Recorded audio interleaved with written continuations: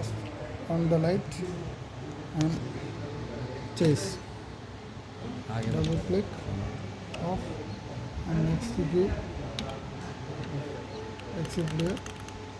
അതിൽ തന്നെയാണോ ഒരു സെയിം ഫസ്റ്റത്തെ ഒരു ക്യൂ മാത്രം ഡബിൾ LED ഷാർപ്പ് ഏതായാലും തന്നെ അതെങ്ങനെയാണോ അതിന് അടുത്ത ചേസ് ഡബിൾ ക്ലിക്ക്.